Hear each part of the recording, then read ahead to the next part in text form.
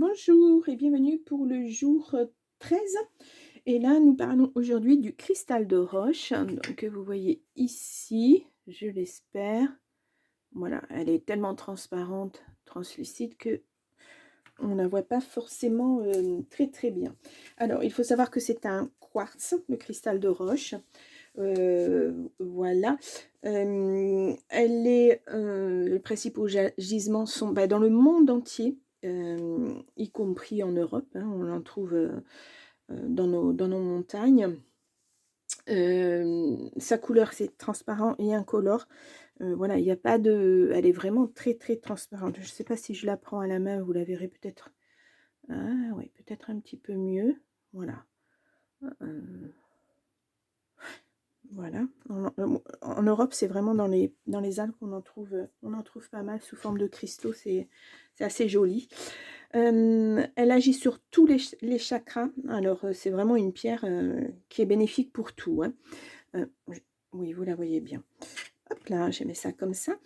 Donc, pour les signes, elle est recommandée surtout pour les Gémeaux, les Lions et les Capricornes. Mais bon, elle peut agir pour tout, de la façon dont elle est bénéfique pour tout. C'est une pierre qui se travaille facilement. Elle est donc utilisée en ornement et en joaillerie, mais aussi eh bien, en lithothérapie. Vous allez voir pourquoi.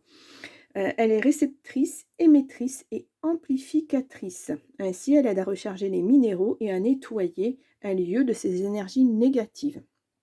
Voilà, dans une pièce, vous pouvez mettre une sphère de, de cristal de roche et ça va... elle agit à 360 degrés, elle agirait à 360 degrés dans une pièce et donc elle purifie, elle protège la pièce. Au niveau mental, elle permet de débloquer les énergies et d'harmoniser le corps, voilà, toutes les énergies, tous les chakras, etc. Au niveau physique, elle lutte contre les douleurs du corps, contre l'eczéma et les maladies de peau. Enfin, je dis lutte, elle lutterait, voilà, il faut vraiment que je parle au conditionnel, parce que ben, je ne l'ai pas exercé sur moi, je ne sais pas si elle a vraiment ses bénéfices. Il faut toujours, quand on n'est pas sûr, il vaut mieux mettre au conditionnel. Donc on la purifie à l'eau de source, exclusivement à l'eau de source ou l'eau de pluie, bien sûr. Alors, après, ça peut être dans une géode, d'améthyste sur une fleur de vie, etc. Et elle se purifie au soleil quelques heures. Voilà, elle se recharge, pardon, au soleil quelques heures. Donc c'est ce qu'on peut dire. C'est vraiment une pierre, c'est la pierre par excellence, c'est la pierre des pierres en fait. Voilà.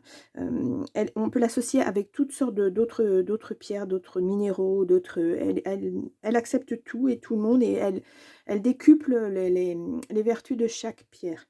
Donc c'est la pierre des pierres, on va dire. Voilà. Bien, je vous laisse et je vous dis à demain. Au revoir.